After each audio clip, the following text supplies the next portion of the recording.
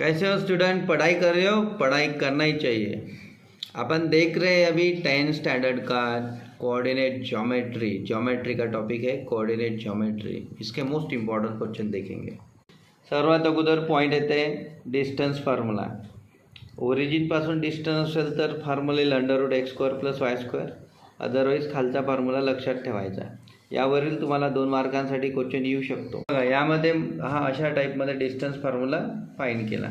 आता बघा, या ठिकाणी हा क्वेश्चन्स आहे, शो दॅट द 3 पॉईंट्स दिले तुम्हाला, आर कोलिनियर दाखवायचे।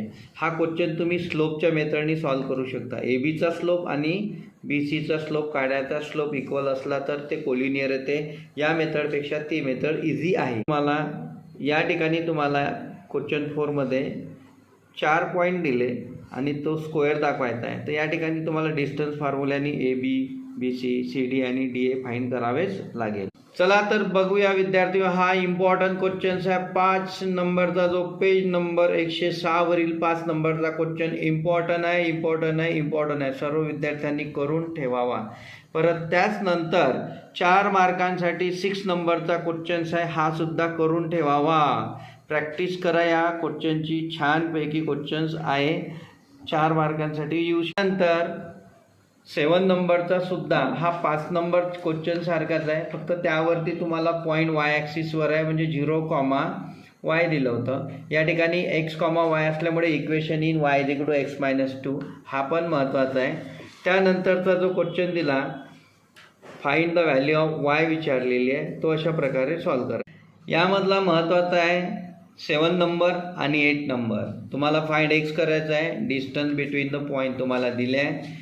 अशा टाईपचे क्वेश्चन पेपरला राहतात, महत्त्वाचे आहे। सेक्शन फॉर्म्युला आतापर्यंत पेपरला विचारले नाही, पण यावर्षी विचारू शकतात। 50-50% आहेत, तरी व्हेरी सिम्पल्स आहे। याला तुम्ही इथनं लिहिले तरी चालेल। By the properties of intercept of the 3 parallel lines, अशा प्रकारे सेक्शन फॉर्म्युला आहे। बघा, या ठिकाणी तुम्हाला शॉर्टकटमध्ये सेक्शन फॉर्म्युला सांगितला। ए बी सिगमेंट घ्यायची, पी डिवाइड्स करेल m/n मध्ये, आणि या ठिकाणी ए पी डिस्टन्स x-x1 आणि पी बी डिस्टन्स x2 - x घ्यायचं।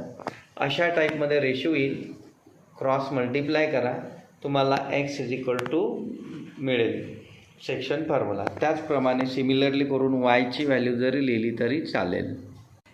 या टाईपमध्ये रिमेंबर दिस तिन्ही क्वेश्चन्स तुम्हाला फॉर्म्युला आहे, सेक्शन फॉर्म्युला आहे, मिड पॉईंट फॉर्म्युला आणि सेंट्रॉइड महत्त्वाचे आहेत। मिड पॉईंट आणि सेंट्रॉइडवरती 100% क्वेश्चन राहतो। सर्वांनी आवर्जून यावरील क्वेश्चन करा। Page number